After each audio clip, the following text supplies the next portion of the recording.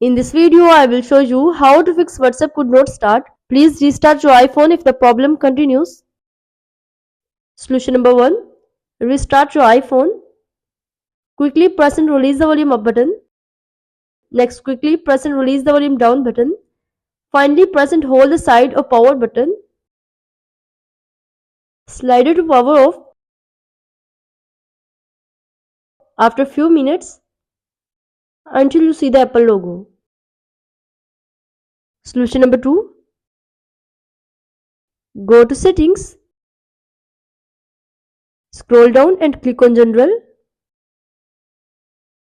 Click on Software Update. Make sure your iPhone is updated latest iOS version. Solution number 3. Go to Settings. Scroll down and click on General. Click on iPhone Storage. Scroll down and click on WhatsApp. Click on Upload app. Upload and reinstall WhatsApp. Solution number 4. Go to Settings. Scroll down and click on General. Next, scroll down and click on Transfer or Reset iPhone.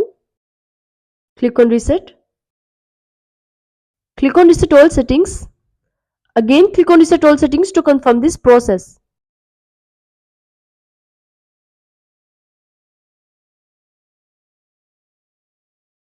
Solution number 5. Go to Settings. Scroll down and click on General. Click on iPhone Storage. If your storage is full or nearly full, try deleting unused apps or large files to free up space. Now go to WhatsApp. I hope your problem will be solved. Thanks for watching.